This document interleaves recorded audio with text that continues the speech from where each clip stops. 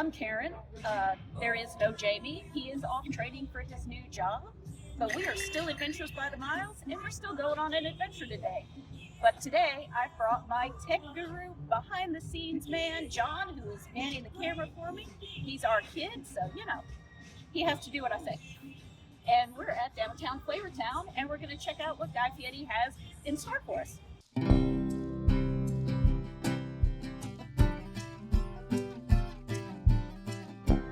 For an appetizer, we got the Motley Crew barbecue pork trash can nachos. They've got chopped up barbecued pork, super melty cheese, red onions, pico, jalapenos,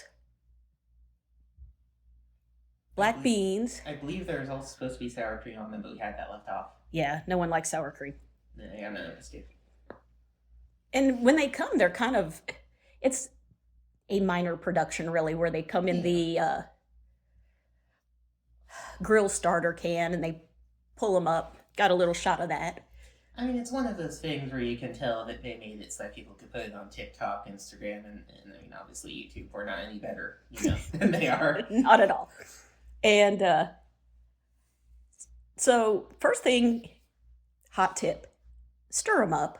All the good stuff goes to the bottom. I was like, there could be more cheese on here, and I was informed that the cheese was on the bottom. So yeah, I think where they put it in that can, they don't really mix it. I think they just layer it. But I thought it was really good. The jalapenos were crunchy and spicy, and that was good because everything else is kind of nacho mushy. Honestly, yeah, it was pretty good. The barbecue sauce was sweet, but it struck with a lot of black pepper first, and then it was sweet. Mm-hmm. The pork wasn't chewy. It wasn't fatty. That is a really important thing to mention. It seemed all lean, well cooked, wasn't burnt, wasn't undercooked, wasn't fatty. And shockingly, the super melty cheese that was in there really was kind of mild, but it's good because there was a lot of stuff going on in these nachos. I mean, pico and jalapenos, and then the cheese, and then the beans, and then the pork, and the barbecue sauce, and then there were some red onions, and it's a lot of flavors, but it works. Yes. Yeah, the super melty cheese, I get the feeling, I could be wrong about this, that because it's on so much of the menu, it's meant to have a more subtle, neutral flavor? Yeah, I mean, it's definitely not nacho cheese. No.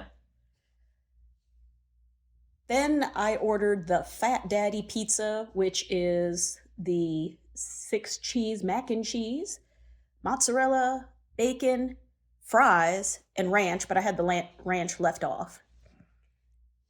And it was really good. Compared to all the other stuff that guy makes, it was really subdued, really. The fries are really crispy, the pizza was nice and cheesy. They don't need to be together, I don't think. The fries were so crispy, it was like wrecking the roof of my mouth trying to eat it. Yeah, I gotta agree with that, but I tried a couple slices of pizza, and honestly, to me, it tasted better without the fries. Absolutely. I mean, he's got good fries, they just don't belong on the pizza. The pizza tasted like cheesy garlic bread. It really was like, the super melty cheese almost on that tasted like Alfredo. Maybe it's because they mixed the mozzarella in with it. Might be. And it tasted very familiar. Yes, it tastes like a very specific Red Baron pizza. Because I'm editing the video, I will make sure there's a picture of it up on screen as I am speaking. So, yeah.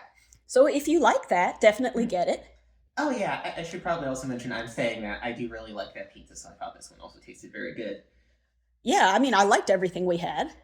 Mm-hmm. And then you had the Mac Daddy? It was a chicken sandwich. It was, I believe, chicken, donkey sauce, buffalo mac and cheese, which I think was their mac and cheese with buffalo sauce mixed in, it seemed like. It was a little bit hard to tell. And there were supposed to be pickles and donkey sauce on it. I had the pickles left off because I don't really do pickles on sandwiches. Honestly, the chicken was kind of the worst part of it. It seemed like they had sort of put 2 thin chicken strips on either side of the bun, so like both edges of the bun had chicken on it, but the middle was just mac and cheese and bun. It was still somehow good, but the chicken was kind of missing. It looked awfully messy from my side of the table. I mean, there's the sauces, and then they buttered the outside of the They bun, did. and yeah, you're going to be in up to your elbows on that one. Oh yeah, there was also bacon on it. I just remember that. Guy likes bacon. Bacon's on almost everything. Yes. I was going to try the mac and cheese because 6 cheese mac and cheese. I couldn't pay $22 for a bowl of mac and cheese. I don't care how good it is. And then if you added chicken, it was like another $7, so that made it like $29 for chicken and mac and cheese, and the burgers and everything else is like $22 and under. I just couldn't do it. I think the cheapest option for mac and cheese, if you wanted extra protein, was pulled pork, which I think was $5 extra. Yeah, so I mean, it's probably amazing. We were too full to have dessert. Yes. So we each had a soda, the trash can nachos, a pizza, a chicken sandwich, and 20% tip because that's just how you should roll, at least 20%. It was $90. Yeah, it was. Even for Pigeon Forge and Gatlinburg, I feel like this was a whole new level of, oh Lord. Honestly, I feel like I think it was $21 for my sandwich. I should have gotten a piece of chicken that covered the entire bun. Yeah, that's a legitimate gripe. I don't know. I didn't feel like I've been places down here and spent $90 and I felt a little more fulfilled. Everything was good. Mhm. It just was a little pricey. Everything was good, but it would have been better if it was like, what, $10, $15 less even. Yeah, I would say so. If it had been $80, I think I would have felt quite a bit better about it. But I like Guys. It's got a good vibe. It's like family friendly Vegas. There's a gold glittery wall. There's neon everywhere. There's an arcade you can let your kids loose in. There's duck pin bowling. There's, of course, the prize center. Yes. I They mean, also have several VR games if you're interested in that. they do. They have a virtual axe throwing, which is really fun. Um, I don't know. I mean, it's a cool place to go spend a rainy day in Gatlinburg, I think. Yeah. I mean, Pigeon Forge, sorry. But also, the other thing that's really cool is they are open till 11 all the time, Mhm. even in the off season. So, the off season, they kind of roll up the roads here at like 8, 8:30. Guys is always there for you. So I'll give them that. They also have a tiki bar in there. It looks like it should be cool, but honestly, I think it's just you can buy the tiki cups in the gift shop. Yeah. I think that's honestly the big draw. We should probably also mention that none of us, my father included, on this channel really drink, so maybe there is something about a tiki bar we're just missing, but Honestly, it used to be cooler because it used to have special food. You could get a poo-poo platter. There was like flaming drinks. They've scaled that back since they opened. Mhm. And honestly, I don't drink, but for showmanship, I would have done it. Not anymore. yeah.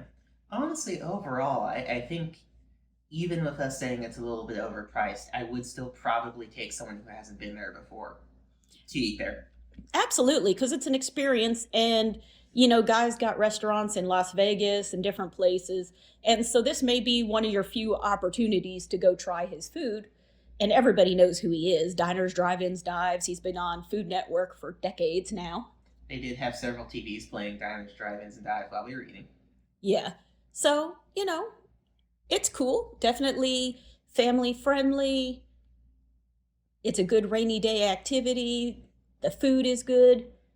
A little pricey, but Yeah. you're paying for the name and all that. So, all in all, I'd say yeah. Give it a shot. Yeah, I honestly, I'd agree with that. I know I already said that, but I would agree.